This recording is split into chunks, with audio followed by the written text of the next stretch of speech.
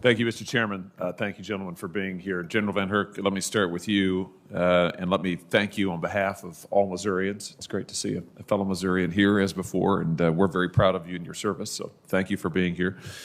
Let's come back to this question of the border. Customs and Border Patrol issued a new batch of operational statistics last week that showed that CBP encountered more than 100,000 persons attempting entry across the southern border in February. That's about a 200% increase over this time last year.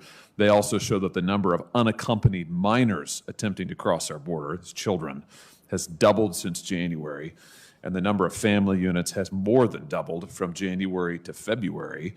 Give us a sense of how the surge of migrants is helping or hindering the cartels' operations along the border. Senator, I'm not aware of necessarily how it hinders or helps. I think it's a symptom of the transnational criminal organization problem that we actually see.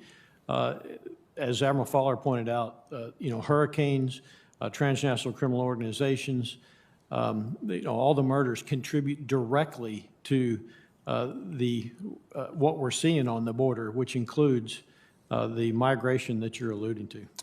I think it's this today that the Secretary of Homeland Security said that we're on pace now for a 20-year high in border encounters, a 20-year record, which is pretty astounding considering some of the previous surges we've seen, for instance, in 2014. Is it fair to say that we've got a crisis now at the southern border, General? Senator, I'll stay out of the politics of whether it's a crisis or not. It's absolutely a homeland defense issue that I'm concerned about. I'm concerned because it creates opportunities, it creates vulnerabilities, and we have to be postured for each of those. The vulnerabilities that it creates for us is instability.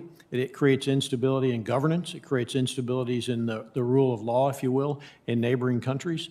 Those will be exploited by countries such as China, Russia, Iran. So for me, it's a homeland defense and a national security imperative to take a look at that. Yeah, I think you're absolutely right. It's also a humanitarian crisis, and for one, I'm not afraid of the word crisis. I can't understand why this administration is afraid of the word crisis, and given the unbelievable humanitarian issues we're seeing at the border and the record surge that we're on pace for, I think this administration's inability to admit that their own policies are causing this crisis and the effect it is having in terms of emboldening the cartels, as you're saying. We know that nobody crosses that southern border without the permission and indeed without the profit of the cartels. Nobody. It's a wholly run criminal enterprise on the southern end of the border. And this administration's inability to grapple with that and do something about it, I think, is frankly astounding. And we're seeing it just day on day on day grow worse and worse. Let me ask you this, General. We've sent billions of dollars in security, in money, security assistance to the Mexican government over the past 14 years. Yet we are seeing, as you just alluded to, escalating violence, even more drugs headed northward. Those drugs make their way into every state of the union, including our home state, my home state of Missouri. In your assessment, why has our security assistance to Mexico fallen so short of its security objectives? I mean, why have not we been able to achieve more considering the prodigious sums that we've invested? First, I would talk to Homeland Security about the problem. It's a law enforcement issue, much of it coming across the border. But I would tell you that the Mexican military, we have an incredibly close partnership, and they're doing incredible things down there. With that being said, I think, as Admiral Fowler alluded to, we need a whole of government strategy.